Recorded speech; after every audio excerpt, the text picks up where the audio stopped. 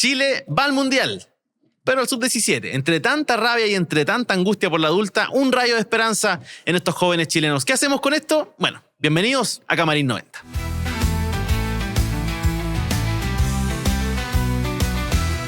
Segundo capítulo de Camarín 90. Empezamos con un aplauso, empezamos fuerte. De esta temporada en las redes sociales, Minuto 90 en Zapping Sports. Y primero, la gran Cristian Arcos, que está a mi derecha, Premio Nacional de Periodismo Deportivo 2024. Innecesario. Hola, Mati. Todo lo contrario. ¿Cómo estamos? Qué gusto. ¿Bien? Todo bien. Tenemos una invitada hoy. Me pongo de pie, pero no me voy a poner de pie. Va a ser simbólico porque si no voy a salir del plano. Sí, mejor. Viene de los Méxicos y la verdad estoy muy orgulloso de poder estar acá, feliz, cumpliendo un sueño junto a Grace Lascano. ¡Grace Lascano! Grace. Muchas Es nuestra. Te estoy cumpliendo un sueño. Yo, totalmente. Autoridad deportiva de este país, Grace Lascano. Yo creo que mucho más de lo que tú crees. Bueno, un gusto acompañarlos, estar aquí en Minuto 90, así que nada, feliz. Muchas gracias a ustedes por la invitación. No, nosotros... Pero sí es de la casa, pues, Grace. No, pero sí, ya, aprovechando igual. la gira. Entra sin tocar el timbre y saca del refri lo que ella quiere. Claro. Así que de la casa completamente.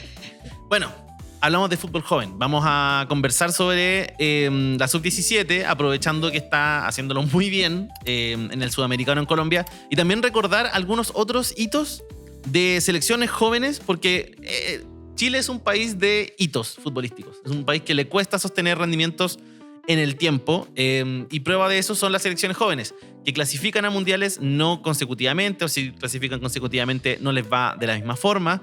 Y en este periodo muy oscuro para la selección chilena aparece este grupo de jóvenes que parece que nos dan una esperanza. Hay gente que está diciendo ya que si Iván Yáñez vaya a la roja adulta y todas estas cosas disparatadas, pero ese es el punto. ¿Cuál es la tranquilidad? ¿Cómo tomamos este nuevo grupo de jugadores? Y imposible no acordarnos de la última generación dorada. Grace, ¿cómo ves el tema del fútbol joven, sobre todo con esta nueva selección que parece que está jugando bien a la pelota? Yo creo que son mundos diferentes. Me gustaría hacer esa salvedad. Creo que está el planeta del fútbol joven y está el planeta de las selecciones juveniles. Opa. Porque sabemos que el fútbol joven es sumamente precario. Todos los profesionales del fútbol joven están precarizados. Estuvimos en una protesta el año pasado recién, sí, porque querían mezclar categorías, jugarse en diferentes lugares de Chile. Así que nada, yo creo que el mundo selección juvenil depende mucho de quién esté al mando y qué tanta voluntad tengan de hacer crecer a esta selección. Entonces, de ahí Seba Miranda y todos los jugadores han hecho algo especial. Pero, insisto, a mí me gusta separar esos mundos. Sí, es un muy buen tema, porque no depende uno necesariamente del otro. No es la selección, por ejemplo, Sub-17 en este caso, o puede ser también la Sub-20, pero ¿no son estas selecciones fruto de lo que se hace en el fútbol joven en Chile? Yo creo que no necesariamente. ¿Y dónde está el salto, por ejemplo? Yo creo que está el salto, insisto, en el entrenador, en su equipo, en cómo ven también a los jugadores, cómo los van trabajando, porque todos ellos vienen también de trabajos específicos con la selección, microciclos, etc. Insisto, la claridad del DT para mí es fundamental. Y luego, claro, lo que cada uno rinda. Por eso somos un país tan intermitente. A nivel de proyectos juveniles no los tenemos. La Roja Femenina Sub-17 está súper interesante también, muy buenos resultados, pero uno dice, como que da miedo, dice, ¿hasta cuándo nos va a durar? ¿Hasta cuándo nos duraron la Sub-17? ¿O cómo nos va a ir a nivel internacional? Entonces, bueno, pero por ahora disfrutándola. Sí, por eso hay que disfrutar. Por ahora hay que disfrutando. disfrutar. Enciclopedia Arcos. Somos un país de pocos logros futbolísticos al final. Sí, pero no son pocas las clasificaciones Sub-17 a mundiales. El tema es que Chile después deja de ser competitivo, o le cuesta mucho más volver a ser competitivo cuando ya empieza a jugar el tema físico, ¿no? Hay un tema físico, hay una diferencia física que entre 17 y 20 se nota montones. Fíjate que este equipo, ¿no?, que clasifica además al Mundial anticipadamente, lo que ya es raro. Sí, clasificar sin calculadora es raro. Lo que le gana a Argentina, lo que también es raro, ¿no? También es inusual. En cualquier categoría ganar a Argentina es raro. Pero Chile no clasifica. Por ejemplo, un sub-20 desde el año 2013 que no clasifica en cancha a un mundial sub-20. Y entre medio, a sub-17 sí clasificaste por lo menos a dos, ¿no? Hay una que se hizo acá, de hecho. Hay una que se hace acá, después clasificaste a un mundial y ahora clasificáis de nuevo. Entonces hay una brecha y hay un salto que además lo demuestra la historia, y ni hablar de 20 para adelante. Ahí ya el océano Atlántico entre medio, ya la cosa se complica se complica Sí, mucho. por eso creo que es bueno celebrar esta nueva ¿cómo se llama? Esta nueva selección de jugadores. Pero tomarlo con mesura, lo decía Cristian, tomarlo con mesura. Tienen 16 años, po. O sea, pero al mismo tiempo hay jugadores hoy día Tranquilo. que están a los 16, 17 años rompiéndola en el mundo. Tú, Grace, vamos a ir para allá. Jugadores de 17 años en la selección adulta. ¿Es para todos? ¿Es para algunos? Depende mucho de cómo el fútbol se construye. Porque, por ejemplo, acá en Chile nos vemos a los Lamine Yamal, a los Haaland, que a los 18 años ya como que la rompen en sus ligas, en su equipo. Es difícil porque a muchos se les va achicando la cancha y el talento no les basta. Tenemos también en negocio los representantes muy fuerte a esa edad. Sí. Insisto, esta precariedad del fútbol joven también se presta para que un jugador juegue más que el otro, que este esté con el representante y eso significa que juegue más. Eso pasa. Pero bueno, si nos vamos como puntualmente a esto, yo creo que hay que ver el tema del proceso. Y hay que ponerle ojo al tema del proceso y de ahí en más digo, son jóvenes, pero para mí ya sub-17 tienen que ser tratados como jugadores adultos porque están en alta competencia. ¿Sí?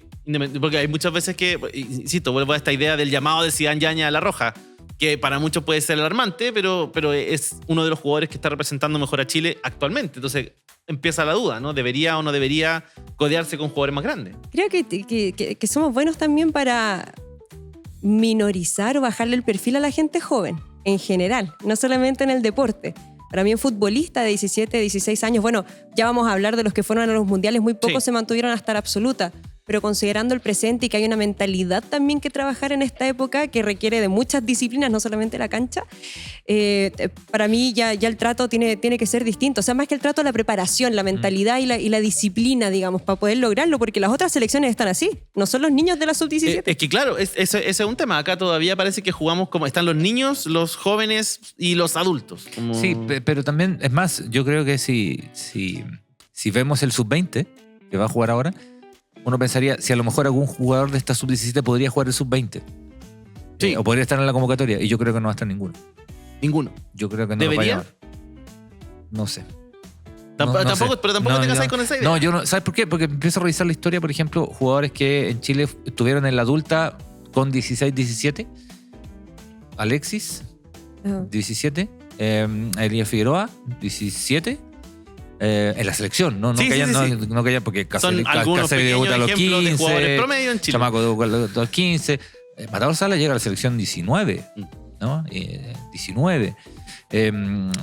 Vidal 18, 19 a la adulta. O sea, tan chicos, en general no llegan. Yo insisto, hay un tema, hay un salto físico que me pasa. A mí este equipo me gusta mucho, el de la sub-17. Me parece que hay jugadores, muy buenos jugadores. Jugadores físicamente muy buenos. Sí. Me gusta mucho el Guin, el zaguero central, que le pega increíblemente bien a la pelota. Sí. Es muy raro que un central tire tiros libres y patee córner. Es muy raro. Sí. Es muy raro. Y en un partido hizo un gol de tiro libre y hizo un gol olímpico, ¿no? Eso es muy raro. Me gusta mucho cómo juega él. Lo decía Llanes, que siempre es muy destacado. Me gusta mucho Jiménez, el lateral del Audax, lateral derecho del Audax, que tiene además una potencia y juega bien a la pelota, además, ¿no? Sí. No es como solo físico y le falta juega bien. Está Vargas en la mitad de la cancha, un chico que también corre muchísimo y juega bien. Los centrales en general me parece que son buenos, digamos, ¿no? Pero son buenos a los 16, 17.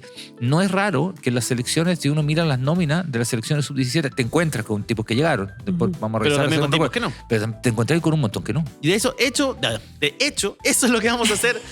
Acá en Camino 90 tenemos 3 selecciones que llegaron lejos en mundiales. Sí. ¿Ya? De selecciones juveniles. Que llegaron a los 4 primeros. Sí, a los 4 primeros. Que no son tantos, pero hay. Y hay 3, bueno, en distintos años, en el 87, en el 93 y el 2007, que probablemente es la más reconocida o recordada por al menos generaciones más jóvenes. Me atribuyo a ser el más joven de esta mesa. Pero si eres el más joven de la mesa, ¿o no? Lo eres. No tenés que por lo tanto, soy un niño de pecho. Vamos con el primero. La del 87. La del 87. El 87 es un mundial muy especial, ¿no? Un mundial muy particular porque es mundial sub-20 que se juega acá en Chile. Se juega acá en Chile. O sea, Chile clasifica porque se juega el mundial. Esa también es una historia porque Chile iba a organizar el mundial del 85. Y le quitan la organización, o más bien la posponen la organización porque no llegaba al mundial, y se organiza el del 87, lo que terminó siendo mejor porque había una mejor generación, el 87. Y el 87, que es el equipo que dirige Lucho Ibarra, termina cuarto ese equipo, termina cuarto, y fíjate que tenía jugadores que después, pensando en los que llegaron, ¿no? Javier Marga estaba en ese equipo. Tenemos imágenes. Ahí está la selección. Estaba el plantel, mira, jugaba Guillermo Velasco al arco, que no jugó mucho, un arquero que era de Santiago Wander, jugaba Carlos Ramírez, que era lateral derecho, Miguel Latín, que era lateral derecho, jugaba Hugo Cortés, que era el capitán, que era Fernández Vial, zaguero central, que había jugado en Trasandino también, estaba Margas, que en ese tiempo jugaba lateral izquierdo, estaba Lucho Murri, el Cunta Cabello, Sandro Navarrete, de los que me alcanzo a acordar, Fabián Estay. De los que me alcanzo a acordar. De los que me alcanzo a acordar, dice. No, pero espérate, me faltan los delanteros. Estaba y la mamá de todos te lo sabís también. Estaba Heidi González, estaba Juan Carreño, estaba el Mumo Tupper, estaba Luca Tudor y Juan Reyes, los 5 delanteros que tenía y después yo digo Premio Nacional de Periodismo Deportivo y está de más. Tira la nómina completa. Pero la gran figura de ese mundial... ¿El preparador de arqueros, Calera? La gran figura de ese mundial era Camilo Pino. La gran figura de Chile en ese mundial fue Camilo Pino, el 10 de Cobreloa. Y Camilo Pino, si bien es cierto, después juega en primera división, no es el que llega más lejos de los que nombramos, que varios llegaron, ¿no? Que llegaron, sí, hay varios reconocidos rápidamente. Reconocibles rápidamente. Y jugaron en selecciones y qué sé yo. Pero la gran figura del mundial fue Camilo Pino. Y Camilo Pino no llegó. Heidi González era suplente, por ejemplo. Y después hizo una muy buena carrera. Carreño era suplente. Los titulares eran Tupper y Tudor arriba. Era un buen equipo, ¿no? Era un buen equipo que le gana a Italia, de hecho, jugando por, en ese caso, cuarto final, y pierde con Alemania Democrática en la tanda de... Pierde con las dos Alemania. Pierde con las dos Alemania. Pierde con Alemania Federal en semi y pierde el partido por tercer puesto con Alemania Democrática en tanda de penales, porque terminan empatando a 1 con gol de Heidi González. Pero es una selección que efectivamente hay jugadores que llegan, y como los nombramos, pero no venía tanto de un proceso. ¿De qué depende que un jugador rinda en la selección juvenil y después no rinda en su carrera? O no progrese, por ejemplo, a selecciones adultas, porque vamos a ver varios hay de esos harto, casos. Hay varios. De hecho, acá llegaron varios, ¿no? En definitiva, por lo menos jugar en primera llegaron varios. Llegaron varios. No, sobre la pregunta, yo creo que la competencia se pone más dura también. Digo, insisto, ahora pelean todos, ahora juegan los representantes, juegan el que sea, digamos, pero como imagínate todos los cambios que hay desde que uno tiene 15 años hasta tus 22. Claro. Y todo lo que puede impactar eso en tu carrera futbolística. La expectativa también influye. La expectativa, cómo te lo tomas, la madurez, tu entorno. Sí, Tu entorno, o sea, en esa época también. Claro, te volví un fundamental. astro de la noche a la mañana, sobre todo en estas circunstancias. Ajá, para tu grupo de amigos, ponte tú y a tu familia. Claro, de un Chile mega distinto, ¿no? 87, está en dictadura, claro, casi dictadura todavía no había plebiscito, ¿no? Plebiscito de 88. Entonces, todo eso son temas que obviamente influyen. Ahí está Camilo Pino, el de la izquierda es Camilo Pino, que jugaba con Sandro Navarrete, volante de Huachipato, en aquel tiempo jugó en la Unión Española también. Jugaba, como te decía, había un buen equipo. De los jóvenes de ese equipo, por ejemplo, que daban algunos años de ventaja, estaba Lucho Murri y estaba Fabián Estay, que eran todavía más chicos, ¿no? Eran todavía más jóvenes. Pero se acuerda, lo que se acuerda, Cristiana. De los que se acuerda. Bueno, Fabián hace una estupenda carrera también, ¿no? Pero probablemente por ejemplo, de las mejores carreras de toda la generación. El hecho de que tengas que decirme cuál es Pino habla del tema, ¿no? Como de la profundidad del tema, porque hay rostros que son más reconocibles que otros. Yo, en lo personal, no tengo un recuerdo de Pino porque yo nací mucho después y no alcancé a recordar ni siquiera esos nombres. Hay muchos que llegaron al Mundial del 98. Bueno, los que vienen después también. Sí, claro. Hay una base. Supuestamente esta generación, además, debería haber estado tomándose los 90, digamos, sí. ¿No? Los 90. Y no llegaron todos, pero llegó una cantidad importante. El técnico era Lucho Ibarra, que no era un formador en particular. Lucho había trabajado en la Católica, había trabajado en la U mucho tiempo, había trabajado en Everton también. Pero no era como un entrenador formador, y eso también es un tema pensando en las otras sí, que muchas veces selecciones. Se pide, bueno, vamos a dejar ese tema para más adelante porque vamos a seguir conversando de más, porque si no nos vamos a demorar demasiado. Hay que pasar a la segunda selección, que ocurre unos años después solamente, pero es una categoría más baja, que es la del 93, que es la de sub-17, y aquí también hay nombres ya más contemporáneos también. Sí, Grace, la palabra es suya. Claro, que lata cuando te toca la disertación después del más mateo del curso. Dicho eso... Y que no estudió, y que no preparó nada, y que trajo... Y que le avisaron en la mañana. No, papelógrafo así, nada más. Uno siempre prepara todo. De las que me acuerdo. A ver, la selección del 93 claramente tiene nombres mucho más reconocibles. Fue un histórico tercer lugar, por lo demás, en Japón 93. Y hay varios que sí pasaron a la historia por ese motivo, ¿cierto? Pero el goleador fue Manolo Neira de ese mundial de Japón. Luego tenemos a Sebastián Rosenthal, a Dante Poli. Ariel Salas era el portero, que fue figuraza, pero del que nunca más supimos.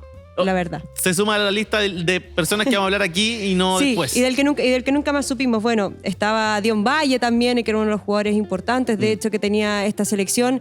Tito Tapia, también, que marcó un par de goles. Jugaba de volante en esta sub-17. De volante, sí. Y lo interesante de esta selección fue que se preparó muy bien. El Seba Rosenthal en una entrevista hablaba de la preparación. Sí. Y ojo que también hablaba de la edad, porque él decía que el Pollo Vélez y todo su cuerpo técnico también, donde inclusive estaba Vladimir Vigorra, bueno, se hablaba de la preparación desde la dirigencia de esta selección. Él decía que entendía que eran niños que jugaban a la pelota. Y que eso fue algo muy particular y que todos lo veían desde ahí. O sea, desde ahí se paraban para enfrentar todos estos desafíos. Jugaban todos los sábados en el Estadio Santa Laura. Santa Laura. Sí, señor. Jugaron con todo equipo que viniera lo hacían. Eso habla mucho de la Ajá. preparación. Sí, Como, prepararon todo el tiempo. quizás no como hoy día entendemos que hay todo un Ajá. sistema y se pide un método. Hoy día está Nico Córdoba a cargo de todo el tema de las selecciones juveniles. Y ahí era simplemente jugar los sábados, porque probablemente no estaba considerado de la forma en que hoy día está considerado el fútbol, como institucionalmente hablando. Pero ¿cachai que era más intuitivo de decir cómo estos cabros van a un mundial? Que Ah, se que preparen, jugar, que po. jueguen, Que jueguen. que jueguen sientan harto. como la presión, que jueguen alto, que jueguen con equipos adultos. Era con equipos incluso más grandes, con mucho equipo extranjero, con mucho equipo de club también. Jugaron con varios, no solo con selecciones, sino juegan todos los sábados. Y saben que además esos partidos los transmitieron por televisión. Esos partidos, sí. Esos partidos los transmitían. Entonces eso generaba de que los chicos fueran muy conocidos Ajá. también. Sí. Porque aquí, Esto fue una bomba también mediática, mediática. total, po, O sea, total, creo que total. siendo una de las figuras, yo creo, más icónicas, y de hecho ahí está justo, Ajá. Detrás del balón. Manuel Neira, Manuel Alejandro Neira. que yo creo que es uno de las grandes figuras de esta selección, Sí. de hecho el goleador, como decías tú, y uno de los que también tuvo una carrera más reconocida y también mediática. O sea, Manuel Neira también es un personaje mediático en sí mismo. Pero fíjate que futbolísticamente fue de los que llegó a Francia 98. Llegó a Francia 98. A Tito Tapia se acercó, estuvo también en Sydney 2000, o sea, pero fueron un par, digamos. Sí. Muchos de ellos sí fueron al Mundial de Qatar sub-20. Sub-20. Después, o sea, fue su desafío siguiente el de esta selección. Por aquí también estaba Frank Lobos, que se hablaba que era la joya también de ese equipo, Bueno, formado el en Seba Colo-Colo. Rosenthal era...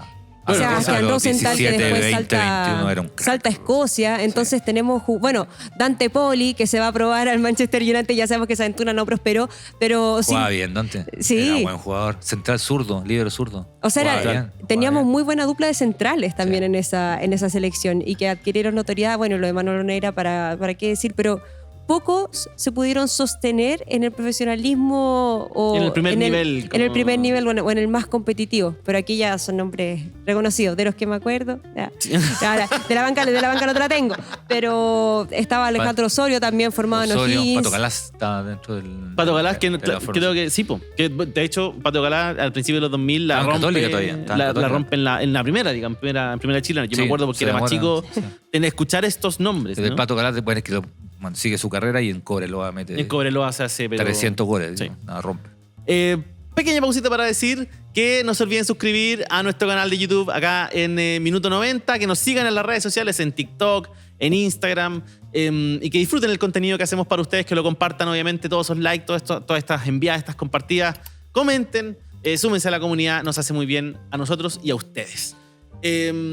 Tercero, y este es el más, entre comillas, reciente, y porque se ha hablado tanto de esta generación, que yo creo que también está un poquito como repetido, no hay mucho más que presentar, la Sub-20 del 2007, que es una de las... el 2005, antes de hablar del 2007, que vamos a hablar obviamente, el 2005 también fue una generación muy prometedora, pero que Era tiene una buena estrepitosa caída en la fase de grupo, en el Con Mundial. España. Sí, y que también tiene un nombre muy interesante. Chapo Fonsalía, Jara, Mati Fernández. Mati Fernández, Nico Canales, Y, Pescadito Parada. claro, pero lamentablemente no logra lo que esta selección sí logró, sobre todo en el Mundial, que fue una sólida presentación en la fase de grupo. Y que logró también explotar talentos que hoy día, bueno, marcaron la historia del fútbol chileno. Ahí se ve claramente a Arturo Vidal. Si no me equivoco, esa oreja debe ser de Gary Medel. Tiene Debe toda ser. la pinta. Sí.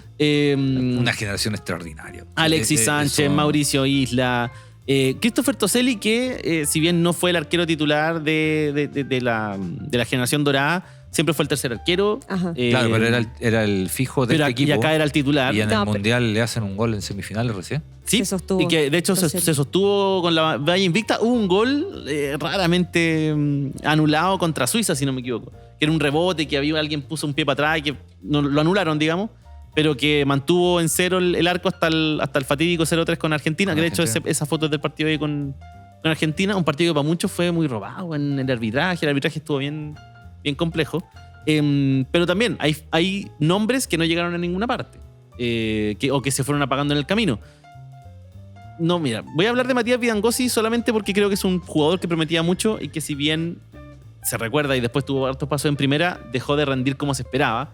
Ahí está Banana Suárez, Banana Suárez. que igual tuvo una carrera sólida en primera división. Sí, jugar todos años. Banana. Jugar todos años. El de al lado, si no me equivoco, está un poco lejos, pero debe ser la Rondo. Puede ser Es la que eran Rondo. los centrales, jugaba con, Sí. Sí, está muy lejito. jugaba con ellos. El Guaso Isla jugaba de volante. Él jugó un partido de central, pero no jugó de lateral. El Guaso Isla no jugaba de lateral. No, era volante por el derecha, lateral era Dagoberto Currimilla, el lateral que derecho. jugó mucho en Unión y después se fue a Sí. Valdivia. El capitán del equipo era Carlos Carmona, en ese equipo. Y su mantel los ponía todos nomás.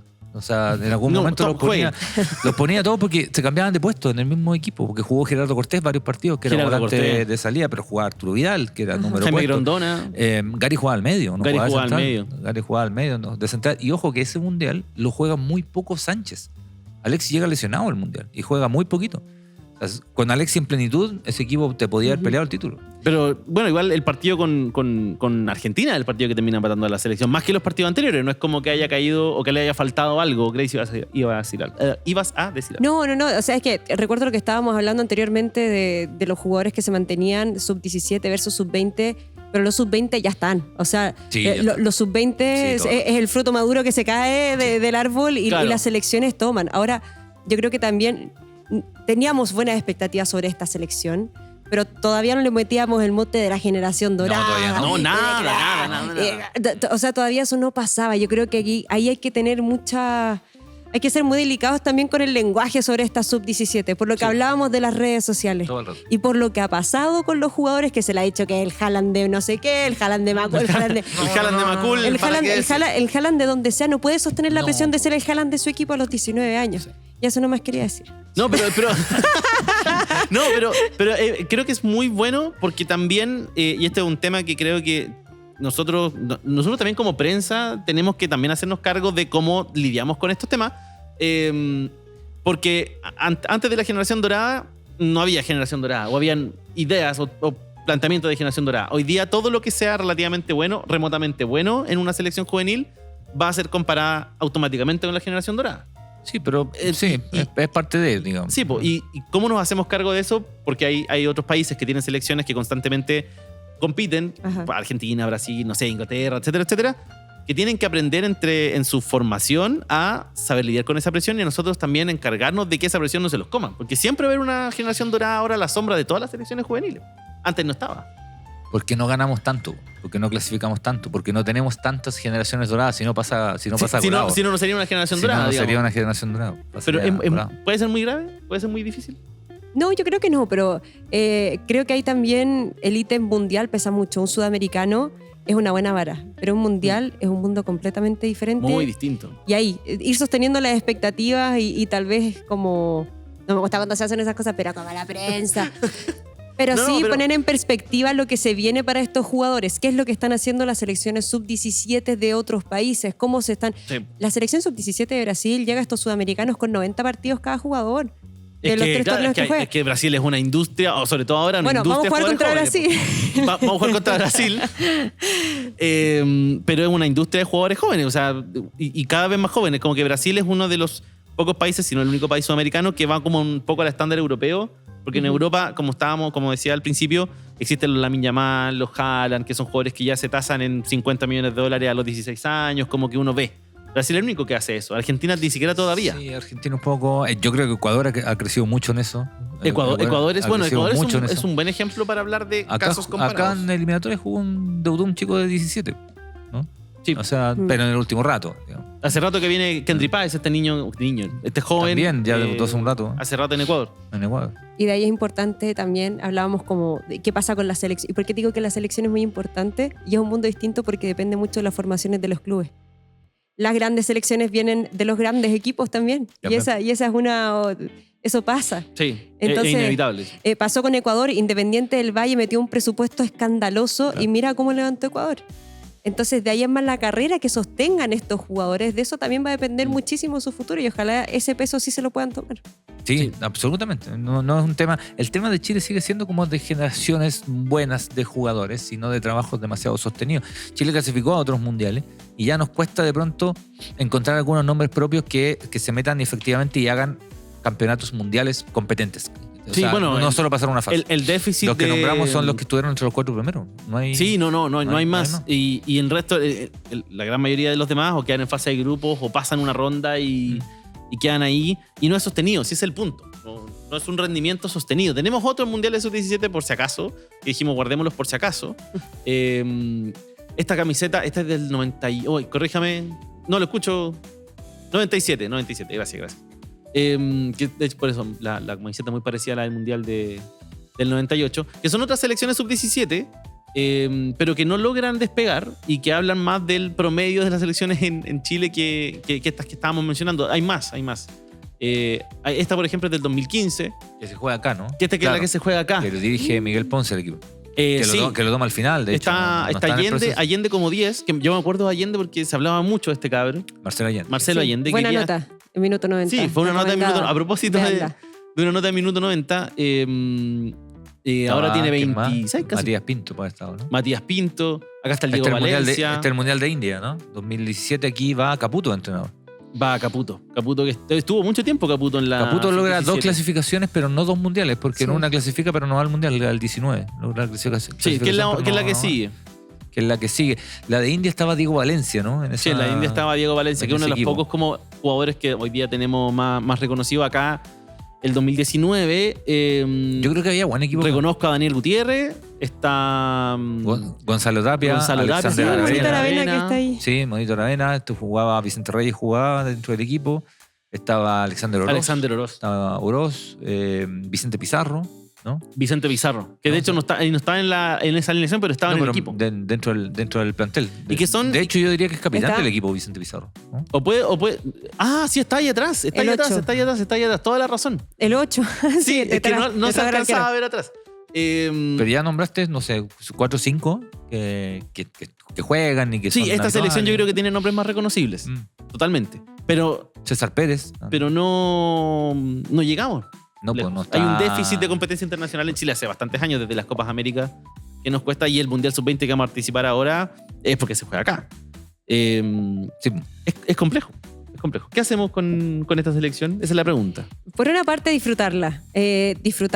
Darle reconocimiento no solamente a los jugadores, a su cuerpo técnico, que se hable más de ellos. Yo creo que eso les hace muy bien y que se hable bien de ellos. Conozcamos sus historias, sus motivaciones. Creo que eso también le hace muy bien. Las comunicaciones, la exposición le hace bien a la selección. Y por otra parte, también hacer este ejercicio de lo que necesitamos, una estructura definida en nuestras selecciones juveniles, que ya está, en los torneos juveniles, perdón. Sí.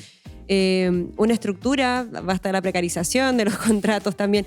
Es que ganan muy poco los entrenadores formadores en Chile, tienen 2 de 3 trabajos, entonces... No es un trabajo que te genera incentivo de participar, de hacerlo bien, de dedicarte. Es como, bueno, el que quiere, el que puede, toma, ya. Ojalá nos lleve esta buena sub-17 a la reflexión también, de dónde estamos sacando jugadores. Yo creo que por ahí también va a ser relevante el cómo lo llevemos y, insisto, disfrutarlo, y ojalá los jugadores tengan la mentalidad también para sostener la presión y lo que se les viene en el Mundial. Sí, eso es lo otro. El desafío es mundial ahora. El desafío mundial de ellos y el Mundial Sub-20. Yo le pondría mucha mirada también al Mundial Sub-20. El Mundial Sub-20 que se juega acá porque Chile no clasifica un Sub-20 desde el 2013, que no clasifica en cancha a un Mundial Sub-20. Entonces ahí me parece que van a haber en un año chicos de 17 y de 20 que van a tener la exigencia de la preparación de un mundial. Y eso está bueno, ¿no? O sea, ya he tenido una camada de jugadores que por lo menos van a tener la exigencia de un mundial, y de ahí debería salir un grupo importante. No le pongamos apellido, ni generación dorada, ni nada. Nada todavía. No. Pero un grupo importante de jugadores. querían ustedes? Déjenlo en los comentarios acá en Minuto 90, en Camarín 90. Terminamos este capítulo por ahora. Le agradecemos enormemente a Grace Lascano por la presencia, por la visita Agradecido, ilustre. no, por la invitación. Qué bueno verles. Esta es su casa. Cristian, Premio Nacional de Periodismo Deportivo 2024. Nos despedimos. Mi nombre es Matías Acuña. Que llegue luego el siguiente, por favor. Ya saben, like, suscríbanse, compartan. Esto es de nosotros para ustedes, pero también con ustedes. Comenten, este programa es suyo. Termina Camarín 90, nos vemos la próxima semana. Chao, que estén bien. Chao, chao.